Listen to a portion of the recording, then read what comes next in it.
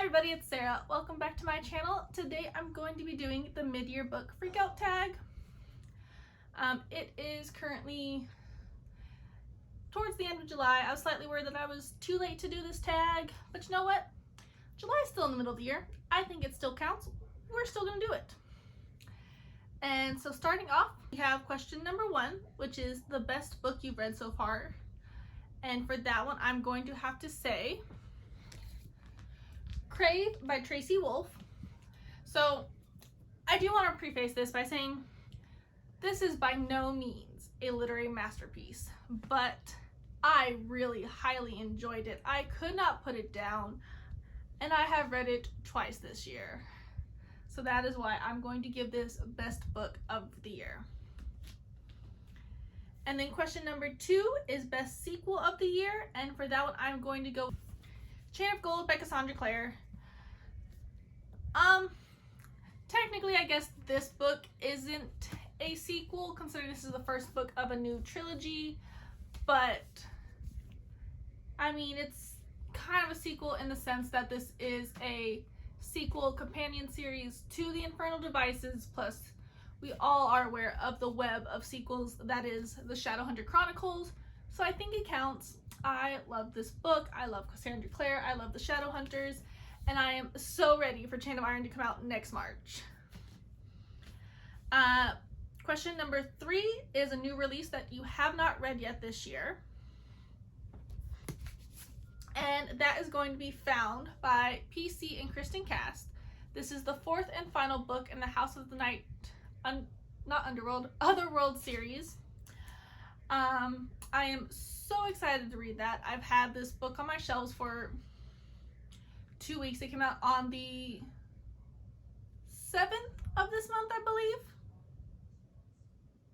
I love the House of Night series so much, and so for the 10-year anniversary they released Loved, which was the first book in this spin-off series, and I was just so excited to be able to go back to this world, and so I am sad to read this and sad for that world to be going away again, but it's okay, and I'm super excited to read this book.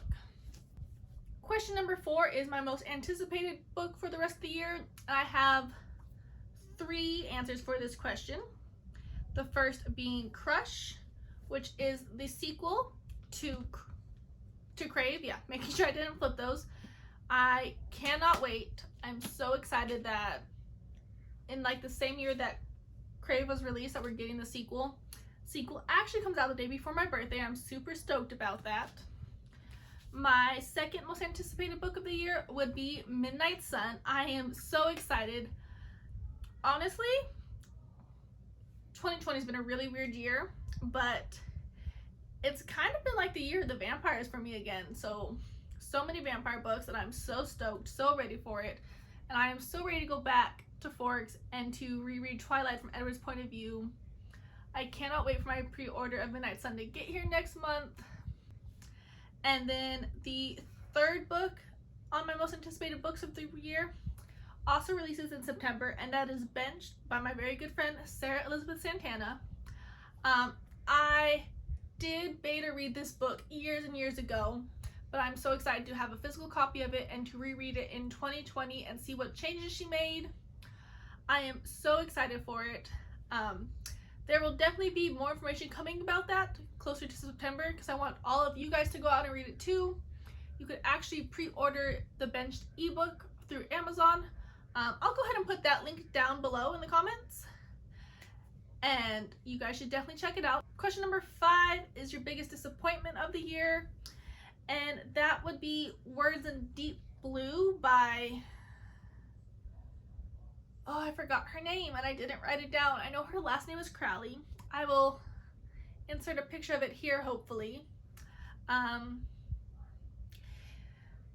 It was an audiobook I listened to. I randomly picked it up through the Libby app, through my library. I just couldn't care about the characters, couldn't care about the story. I finished it. I read the whole thing, or I guess listened to it. But yeah, I thought it was going to be better than it was. It sounded really interesting, and it could have just been like the time in which I read it, but I just could not care less, and I was disappointed in the read.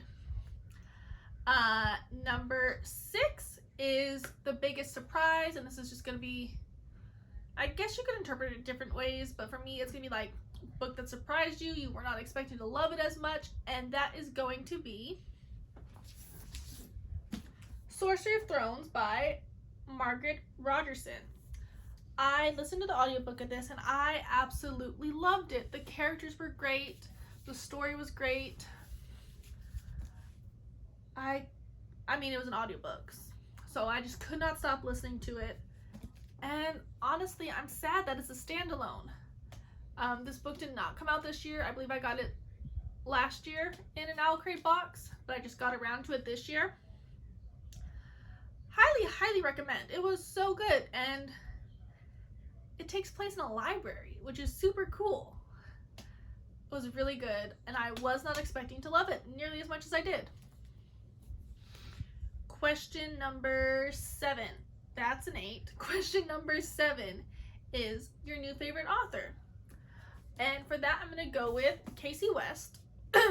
I believe I've read one other of her books before this year, but I've actually read 2 of them this year, and it's really good, and I knew she was a great author. No, I've read 3. There was an audiobook. I listened to an audiobook of hers this year, and I have a bunch more of her audiobooks saved on my Scribd app to listen to. These are really good, and I suggested Casey West to my mom and my sister for a book club because I just knew it was a good, light, fluffy, contemporary read for that. And now we've done 2 Casey West books back to back, and I love her, and I think my mom and my sister love her, so it's like a new favorite author for all 3 of us, and I'm really glad that I was able to introduce Casey West to them and to just really fall into her work and really start to love it. Okay, and now time for question number 8. And this is your newest fictional crushes. Going to bring these babies back up because Jackson from Crave, I love. Vampire, I love. I also love James Herondale. I am a sucker for a Herondale boy. I love him so much. Also, as just an honorable mention of fictional crushes, is Anna Lightwood in this book. Oh, I love her.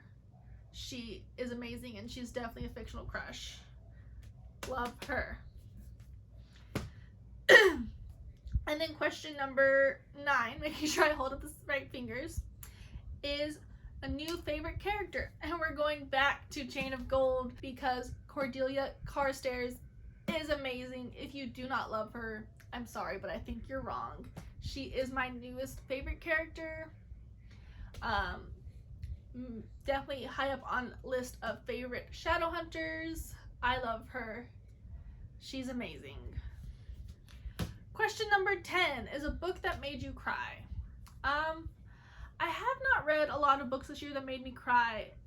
However, I'm not sure why this made me cry. But I was rereading the selection this year, and I think it would have been The Crown. I was just too lazy to pull it out of the box set. It might have been The Heir and The Crown, both of them. Don't know why, but they made me cry this year. Did not make me cry last year when I read them, but I cried when I read them this year. Don't know why. Wasn't really a sad part. I might have just been really emotional during that time, but those are the books that made me cry this year. And a book that made you happy, I'm going to pick up Crave Again by Tracy Wolff. Oh, this is question 11. I ran out of fingers. Like I said earlier, I could not put this book down. I read it twice this year. It made me giddy. It made me excited. I loved it. And this book made me so happy this year. And then question number 12 is the most beautiful book you've bought this year. And I'm going to give that to The Damned by Renee Athier. I really kind of thought I was going to give it to Chain of Gold because, hello, she's beautiful.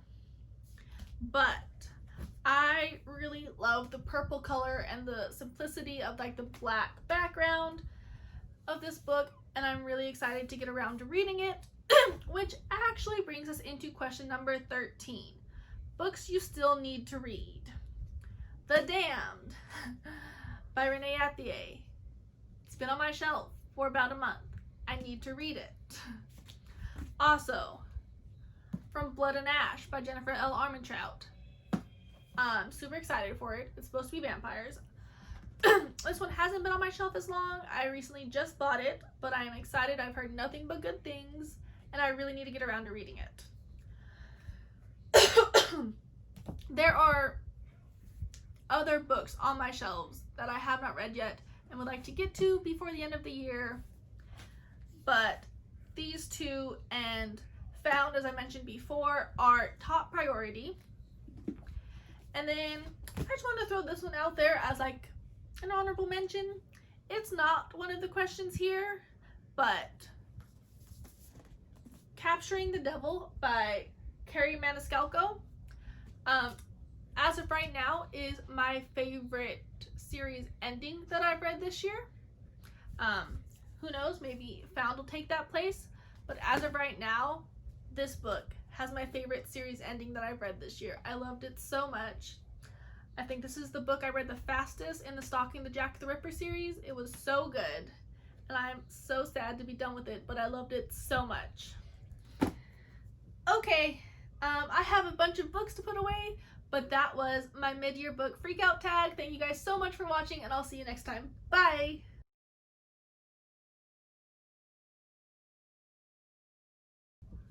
Hi everybody, well, nope, that's not my intro. Today I'm going to do the mid-year book freakout tag. Don't like that, we're gonna cut that. For Cordelia Carstairs, we are going back to Chain of Gold